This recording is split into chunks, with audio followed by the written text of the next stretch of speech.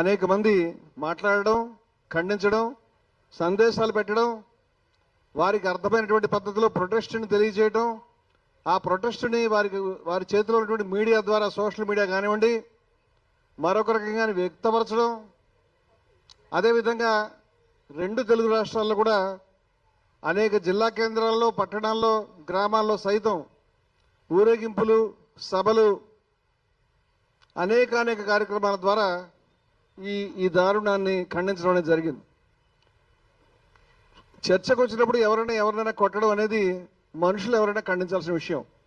దానికి మతం అక్కర్లేదు, సిద్ధాంతం అక్కర్లేదు, ఆయన ఏం మాట్లాడుతున్నాడు, ఈయన ఏం మాట్లాడుతున్నాడు, అది కూడా అక్కర్లేదు. ఎందుకంటే ఎవరు ఏం మాట్లాడినా సరే దాన్ని వినగలిగే సహనము, ఆ చర్చలో దాన్ని చర్చించి వాద ప్రతివాదాలు చేసుకోవడానికే ఈ డిబేట్లు జరుగుతాయి. కానీ అదేమి కుస్తీ పట్టుకునేటువంటి గోదా కాదు.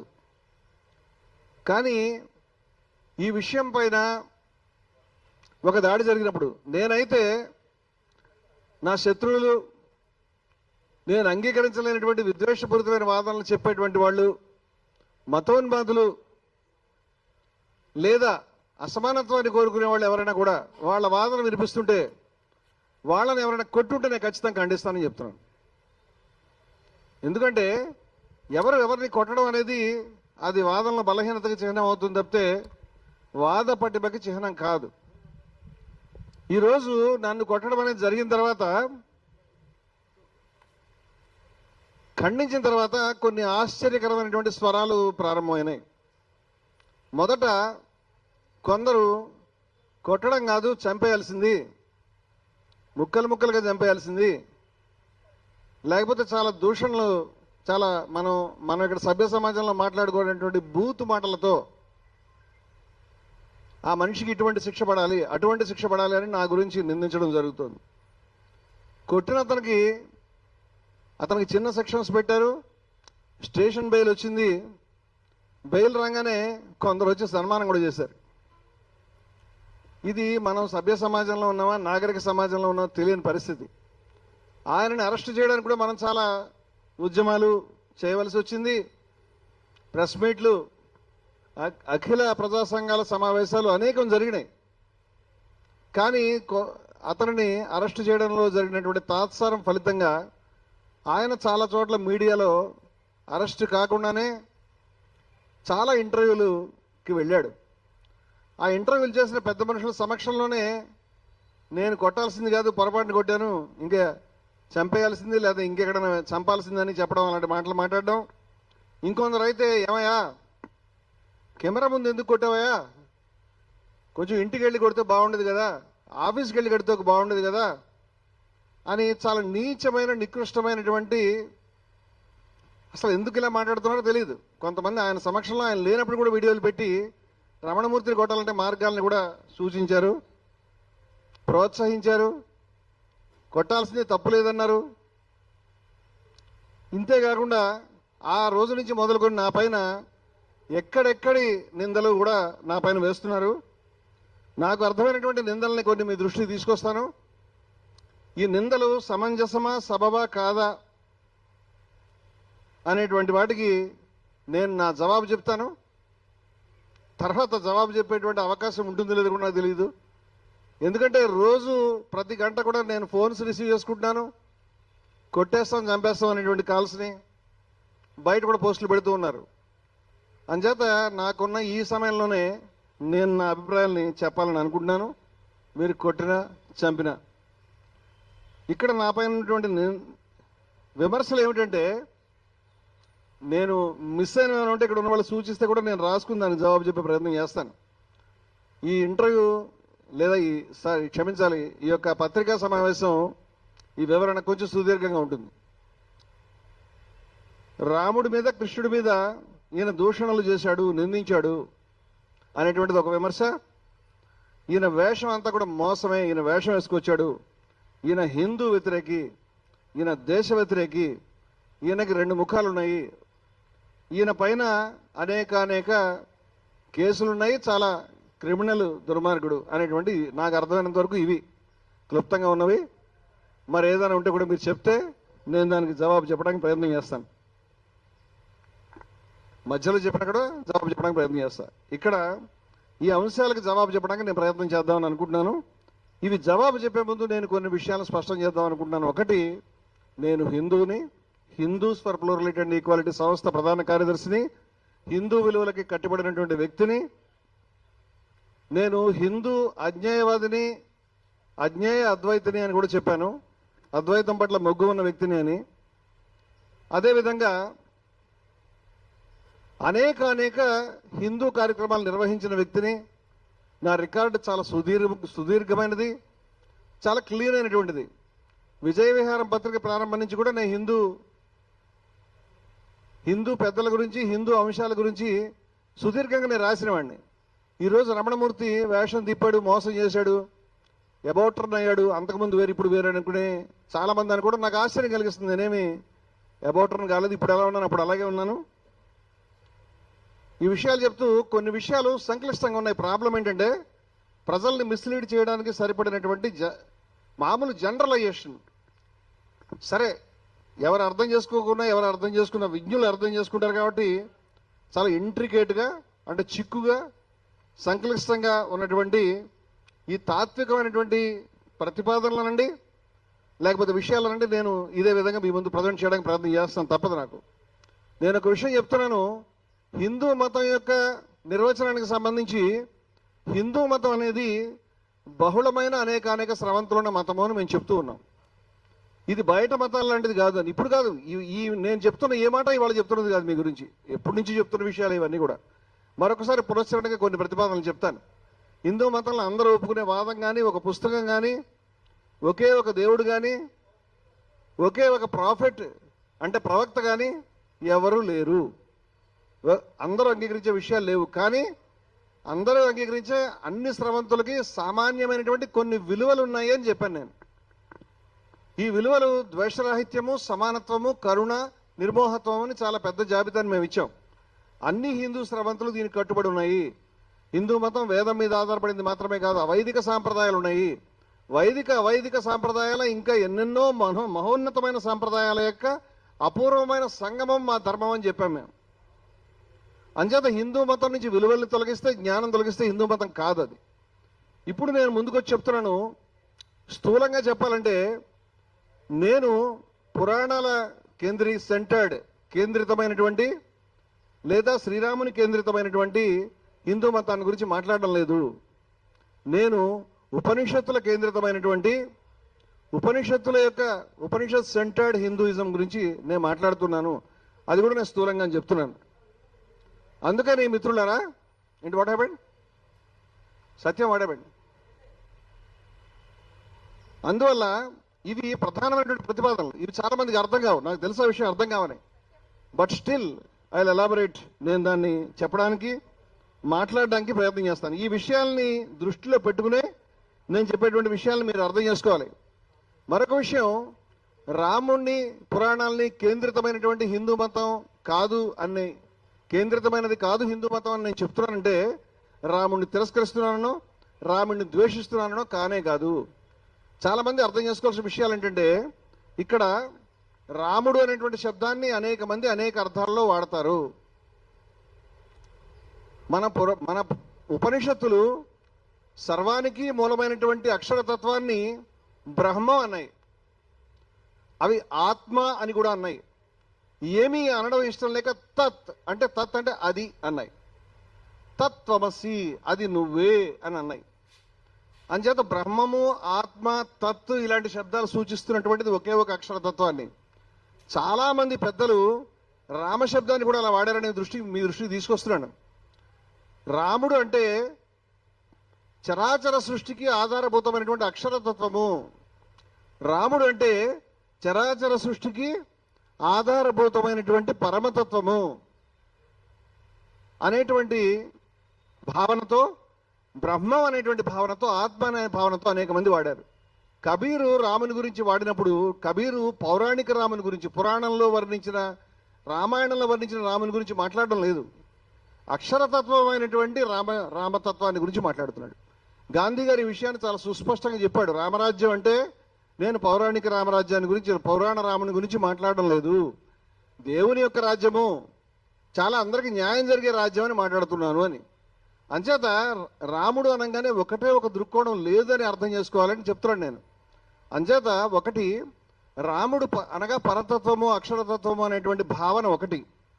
అలాగే రాముడు దేవుడు, ఆయన దగ్గర అంత న్యాయమే ఉంది అనేటువంటి ఒక కోట్లాది మంది యొక్క విశ్వాసము భావన ఒకటి.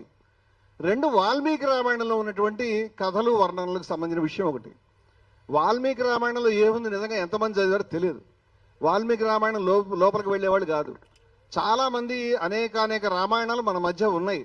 అది భాస్కర రామాయణం, మొల్ల రామాయణం కానివ్వండి, ఉత్తర భారతదేశంలో తులసి రామాయణం కానివ్వండి, లేదా కమ్మ రామాయణం కానివ్వండి, కొన్ని వందల రామాయణాలు ఉన్నాయి. ఈ రామాయణాల్లో చిన్న వేరియేషన్స్, పెద్ద వేరియేషన్స్ కూడా ఉంటాయి. జనబాహుళ్యంలో రాముడికి సంబంధించినటువంటి అనేక గాథలు, కథలు, పాటలు ప్రస్తావనలో ఉన్నాయి. అంచేత ఇక్కడ మనం మాట్లాడుకుంటున్నప్పుడు నేను ఈ విషయాన్ని చెప్తున్నాను. గతంలో కూడా నేను ఈ విషయాన్ని ప్రకటించి ఉన్నాను. I will repeat all this again. ఏమిటంటే, నేను ద్వేషాన్ని, అసమానత్వాన్ని వ్యతిరేకిస్తున్నాను. ద్వేషము, అసమానత్వము అది వేదంలో ఉన్నా, పురాణంలో ఉన్నా, స్మృతుల్లో ఉన్నా, ఎక్కడెక్కడ ఉన్న అంశాలని మేము వ్యతిరేకిస్తాం, మేము కట్టుబడం. అటువంటి ద్వేషాన్ని, అసమానత్వాన్ని చెప్పే సూత్రాలకి వాటి కట్టుబడిన హిందువులు మేము కాదు అంటున్నాం. ఇలా అంటున్నాం అంటే అక్కడ ఉన్నాయని కాదు, ఉంటే అని చెప్తున్నాం. మాకు అవగాహన అయినంత వరకు మన ధర్మంలో ప్రధానమైనటువంటి వేదం కానీ, ఉపనిషత్తులు కానీ, వీటిల్లో అసమానత్వం కంటే సమానత్వానికే పెద్దపీట వేశారు. ఋగ్వేదంలో సమానత్వ సూక్తాన్ని చెప్పారు. ఉపనిషత్తు సర్వము ఈశ్వరమయమని ప్రకటించింది. ఈశావాస్యమిదం సర్వం యత్కించిత్ జగత్యాం జగత్ అని ప్రకటించింది. సమస్తాన్ని తన ఆత్మలో చూడమని ప్రకటించింది. అంచేత తతోన విజుగుప్సతే, ద్వేషం లేదు అని ప్రకటించింది. ఈ అద్భుతమైనటువంటి ఈ ధర్మం ఏదైతే ఉన్నదో, ఈ ధర్మాన్ని మేము అదే విధంగా అవగాహన చేసుకుని ఉపనిషత్తుల యొక్క సర్వము ఈశ్వరతత్వాన్ని దర్శించగలిగేటువంటి తత్వం కానివ్వండి, సమస్తంలోనూ ఈశ్వరత్వాన్ని దర్శించగలిగినటువంటి తత్వం కానివ్వండి, ఆత్మతత్వం అంటారు దాన్ని, ఆత్మతత్వం, ఇది మన ధర్మం యొక్క కేంద్రం అని మా అభిప్రాయం. అందువల్ల మేము ఈ విషయాన్ని చాలా కాలంగా చెప్తూ ఉన్నాం, మా రచనలో కానీ, మా ప్రచురణలో కానీ. నేను ఎక్కడైనా జయ శ్రీరామని కానీ, సీతారామని కానీ అంటున్నానంటే అక్షరతత్వాన్ని, పరతత్వానికి జేజేలు పలికేందుకు మాత్రమే అంటున్నాను అని చెప్తున్నాను నేను. దాని అర్థం రామాయణంలో ఉన్నటువంటి ప్రతి మాటని, ప్రతి లైను నేను అంగీకరిస్తున్నాను కాదు. నాకు తెలిసి చాలా మంది అంగీకరించిన విషయాలని, చాలా మంది తెలియదు. ఇది ఈ మాట చెప్తే ఇట్ ఈస్ నాట్ బ్లాస్ఫెమీ, దైవదూషణ కాదు. మరొక విషయం అంటే, రామాయణంలో అనేక ప్రక్షిప్తాలు ఉన్నాయనేది నేనే కాదు, పండితులు అందరూ చెప్తారు, సంప్రదాయకులు చెప్తారు, అసంప్రదాయకులు కూడా చెప్తారు. అందువల్ల ఇవాళ నా మీద జరుగుతున్నటువంటి దాడిలో భాగంగా రమణమూర్తి ఏదైతే అయోధ్యలో జరుగుతున్నటువంటి దొంగతనం ఏదైతే ఉందో, భారతదేశంలో ఎవరైనా మాట్లాడతారో లేదు నాకు తెలియదు. 40 సంవత్సరాల నుంచి, ఫ్రమ్ 40 years హత్యలు జరిగినాయి, పూజారులను చంపేశారు. రామాలయ ప్రధాన పూజారిగా పనిచేసిన వ్యక్తి కూడా హత్యకు గురైనాడు. అలాగే రామాలయ ఉద్యమంలో ప్రధానమైన పాత్ర పోషించిన నిర్మోహి అఖాడాకు చెందిన వాళ్ళు ఎప్పటి నుంచో ఇక్కడ డబ్బులకు సంబంధించి గోల్మాల్ జరిగింది, లూటీ జరిగింది అని చెప్తున్నారు. 2017లో సంత్ సీతారామదాస్ గారు 1400 కోట్ల కుంభకోణం జరిగిందని చెప్పాడు. 1989, 1990లోనే బాబా లాల్దాస్ గారు ఈ విషయాల్ని చర్చ జరగకూడదని, ఈ విషయాలకు సంబంధించినటువంటి చర్చ జరగకూడదని చాలా మంది కోరుకుంటా ఉన్నారు. ఈ విషయాలు మేము మాట్లాడుతున్నామని మా మీద బ్రాండింగ్ చేయడానికి ప్రయత్నం చేస్తూ ఉన్నారు. అంచేత రామాలయ ఉద్యమానికి సంబంధించినటువంటి మేము చేస్తున్నటువంటి ప్రతిపాదనలు ఏవైతే ఉన్నాయో, 40 సంవత్సరాల నుంచి ప్రజాస్వామికవాదులు, విజ్ఞులు ఈ మాటలను వినాలని నేను కోరుకుంటాను. 40 సంవత్సరాల నుంచి బాబా లాల్దాస్ గారు ఏ విధంగా చనిపోయారు, వారు రామాలయ ప్రధాన పూజారి, వారు చనిపోకముందు కోట్ల రూపాయల నిధులు గోల్మాలయాన్ని ఎందుకు చెప్పారు 89-90లో. అదేవిధంగా ఆయన రాజకీయ జోక్యాన్ని, రాజకీయ నాయకులు మతంలో జోక్యం కల్పించుకోవడానికి వ్యతిరేకించి అమానుషంగా తుపాకీ కాల్పులకు గురి చనిపోయినాడు ఆయన. అలాగే వీరు నిర్మోహి అఖాడా యొక్క బాధ్యులు, వారి యొక్క ప్రతినిధి సంత్ సీతారామదాస్ గారు 1400 కోట్ల రూపాయల కుంభకోణం. ఇవేమి మాట్లాడలేదు యూట్యూబర్లు. నన్ను విమర్శించే వాళ్ళకి ఈ దృష్టిలో ఇవేమి విషయాలు కాదు. 1400 కోట్ల రూపాయల కుంభకోణం జరిగింది. రామాలయంలో ప్రధానమైన, రామాలయ ఉద్యమంలో ప్రధాన పక్షంగా ఉన్నటువంటి నిర్మోహి అఖాడా, వీరిని తర్వాత ఎవరైనా వస్తారు కానీ వీరి ముందు ఎవరు రారు. ఈ నిర్మోహి అఖాడా ప్రతినిధులు చెప్తూ ఉన్నారు కదా. హనుమాన్ గడి మహంత్ అయినటువంటి జ్ఞానదాస్ గారు ఇటువంటి దొంగతనాలు జరిగినాయి, విద్వేషాన్ని పెంచారు, రాజకీయ జోక్యం ఉందని మొత్తుకుంటూ ఉన్నారు కదా. రాజకీయాల్ని మతంలోకి తీసుకురావద్దని బాబా లాల్ దాస్ గారు ఆ రోజే ఆయన బాధపడ్డారు కదా. బాబా లాల్ దాస్ గారు ఆద్వాని గారి రథయాత్ర ఆపమని, ఈ నిధులకి రాజకీయానికి డబ్బులు సంపాదించుకోవడానికి రాజకీయానికి రాముడిని వాడొద్దని ఆ రోజే కోట్ల రూపాయలు విదేశాల నుంచి వచ్చాయని బ్యాంక్ అకౌంట్లో చెక్ చేయమని చెప్పారు కదా. బ్యాంక్ అకౌంట్లకు సంబంధించి నోటీస్ ఇచ్చినటువంటి ఇన్కమ్ ట్యాక్స్ అధికారి విబి గుప్తా అనేటువంటి వ్యక్తి అనేకమైనటువంటి బెదిరింపులకి లోనై చిట్ట చివరికి సస్పెండ్ అయినాడు కదా. విహెచ్పికి నోటీస్ ఇచ్చినటువంటి వ్యక్తి. ఈ విషయాలను నేను ప్రస్తావించినట్టు ఎవరైనా ప్రస్తావించడం నాకు తెలియదు. ఆ తర్వాత ఏ విధంగా రాజకీయాల్లోకి రామాలయాన్ని ఉపయోగించుకున్నారు, అదేవిధంగా 1989-90 నుంచి మొదలు పెట్టుకుని ఏ గుడికి చరిత్రలో వసూలు చేయని విధంగా ఇవాళ ఎంతసేపు ఈ కుంభకోణం జరిగిందంటే కేవలం ఈ మధ్య ట్రస్ట్ ఏర్పడిన తర్వాత గత 2 నెలలు 3 నెలలు జరిగిన విషయాలే మాట్లాడుతున్నారు కానీ 40 సంవత్సరాల నుంచి జరిగిందని ఎవరు మాట్లాడడం లేదని నేను బాధపడుతున్నాను. 40 సంవత్సరాల నుంచి ఎంతమంది నెత్తురు దారబోశారో, ఎంతమంది బాధపడ్డారు, వాళ్ళ ప్రస్తావన ఎక్కడ రావడం లేదు కదా అని నేను బాధపడుతున్నాను. మరి వాళ్ళు చేసినటువంటి ఆరోపణలకు విలువ లేదా? నిర్మోహి అఖాడా హిందూ వ్యతిరేక అవుతుందా? బాబా లాల్ దాస్ గారు రామాలయ ప్రధాన పూజారి అవుతారా? 50 నుంచి 60 మంది పూజారుల్ని అయోధ్యలో హత్య చేశారని ఆయన 89-90లో చెప్పారు కదా. వాళ్ళ పేర్లు కూడా మనకి నెట్లో దొరుకుతూ ఉన్నాయి, వాళ్ళు చెప్తా ఉన్నారు కదా. ఆ విషయాలపైన ఎవరు ఎప్పుడు చర్చించారా? వాళ్ళందరూ హిందూ వ్యతిరేకులేనా? వాళ్ళందరూ దేశ వ్యతిరేకులేనా? ఇవన్నీ ప్రశ్నలు నేను వేస్తా ఉన్నాను. అదేవిధంగా ఈ చర్చలో ఆ రోజే నేను ఈ విధంగా రాజకీయాలకి రాముడి బొమ్మని మోదీ గారి పక్కన ఉపయోగించవచ్చునా, ఫ్లెక్సీల్లో రాముని బొమ్మ పెట్టవచ్చునా? అదేవిధంగా మిత్రులారా, రాముడు మోదీ గారి మీద చేరగలబడినట్టు, రామునికి మోదీ గారే ఆలంబన అయినట్టు, రాముడు ఒరిగిపోయినట్టుగా ఆయన భుజాల మీద ఉన్నటువంటి చిత్రము భక్తుల మనసుల్ని బాధించదని అడిగాను. అదేవిధంగా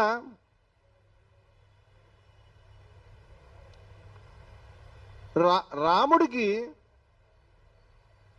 మోదీ గారే దారి చూపిస్తున్నటువంటి దృశ్యాలు ఇవి ఒక రాజకీయ పార్టీ యొక్క నాయకురాలు తన యొక్క ట్విట్టర్లో ప్రదర్శించడం జరిగింది.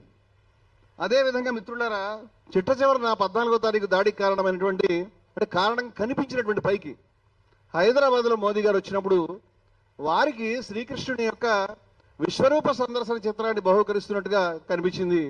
దాంట్లో శ్రీకృష్ణుని తల లేదు, దానికి బదులుగా మోదీ తలని ఉంచారు అని నేను అన్నందుకు ఈ విషయాన్ని బయటపెడితే మరి భక్తులైన వాళ్ళు, ధార్మికులైన వాళ్ళు, హిందూ ధర్మాన్ని రక్షిస్తున్నామని చెప్పుకునే వాళ్ళు ఏది ఎక్కడుంది అది నాకు ఇవ్వండి, ఎవడ దుర్మార్గుడా పనిచేసిందని దాని గురించి ఆ అడ్రస్ తీసుకుని వాళ్ళ దగ్గరికి వెళ్ళి ఇలా ఉపయోగిస్తారని కొట్లాడాల్సింది పోయి ఈ విషయాన్ని బయటకు చెప్పినందుకు నన్ను కొట్టడం అనేది, నా పైన దాడి చేయడం అనేది జరిగింది.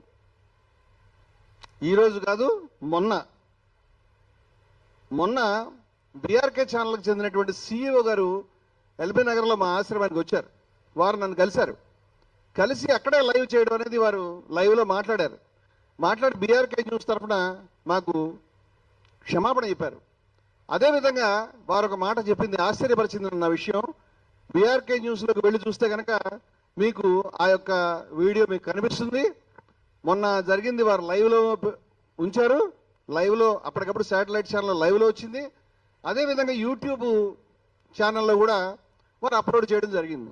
అది మనకి అవైలబుల్గా ఉంది. వారు చెప్పింది ఏమిటంటే ఆ వ్యక్తిని మేము పక్కకు తీసుకెళ్ళి, అంటే కెమెరా ముందు కనిపించింది కేవలం 20%, మరొక 80% విధ్వంసం కెమెరాలోకి రాలేదు. వాస్తవంగా అతను అరిచిన అరుపులు, అతని ఒక వైలెంట్ ఏదైతే కేకలు ఉన్నాయో, డివాస్టింగ్ సిచ్యువేషన్, ఎవరు కంట్రోల్ చేయలేని విధంగా, ఎవరినైనా తోసివేసే విధంగా ఆయన ఎంత వైలెంట్గా ఉన్నాడు అనేది కూడా చాలా మందికి తెలియదు. ఆ రోజు కొట్టు అని రమణమూర్తి కొట్టించుకున్నాడు పబ్లిసిటీకి అని వాగుతున్నటువంటి వెర్రిబోగులు వాళ్ళు కూడా ఆ పబ్లిసిటీ తెచ్చుకోండి, మీకు కూడా చెప్పులు మేము కావాలంటే పంపిస్తాం, ఎవరి చేతన కొట్టించుకోండి.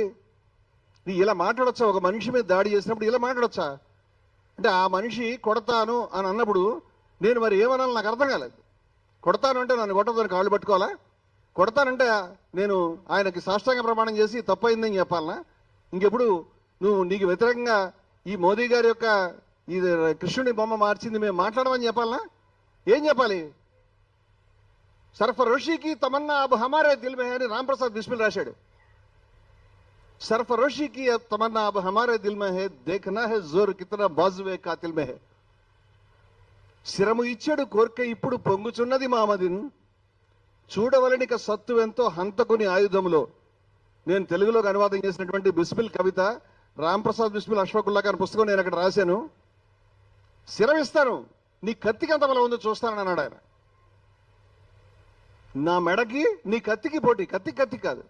దీన్ని మీరు ఏమంటారు నాకు తెలియదు. అంటే వాళ్ళని ఉరిదీశారు, వాళ్ళు ప్రొవోక్ చేసుకుని ఉరిదీయించబడ్డారని అనగలుగుతారేమో తెలియదు నాకు. శిరస్సు ఇవ్వడం అనేది భారతదేశంలో విప్లవకారుల యొక్క సాంప్రదాయం. నేను దానికి కట్టుబడి ఉన్నాను.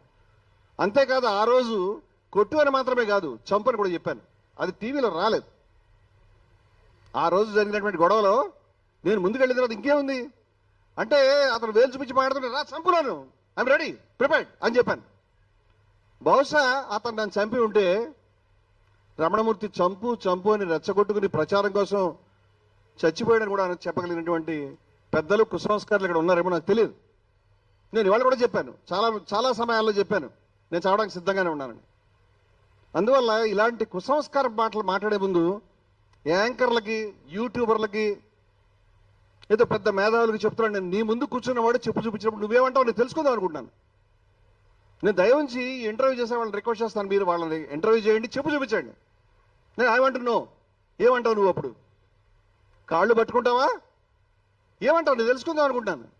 చాలా తాపీగా చెప్పు ఇంకోళ్ళ మీదకి వెళ్ళింది కదా నవ్వుతూ విలాసంగా ఆయన బయట కొట్టాల్సింది, ఆయన ఆఫీస్ దగ్గర కొట్టాల్సిందని చెప్తున్నటువంటి వాళ్ళు చాలామంది ఆయన పేరు తీసి ఆయన సెంటర్డ్గా పోరాటం చేయట్లేదని చెప్తున్నారు. ఆయన ఈ మొత్తం ఈ విద్వేషం, వికృతమైనటువంటి పర్వర్టెడ్, కమ్యూనల్లీ పర్వర్టెడ్, దుర్మార్గమైనటువంటి సైన్యం ఏదైనా ఉంది దాంట్లో ఒక చిన్న రేణువు, ఆ సముద్రంలో, విద్వేష సముద్రంలో ఒక చిన్న బిందువు. అతను మీద టార్గెట్ చేయాల్సిన అవసరం కానీ అంత వెర్రితనంగా నాకు లేదు. నాకు తెలుసు ఏ ఐడియాలజీ మనుషులను అలా చెడగొడుతుందో.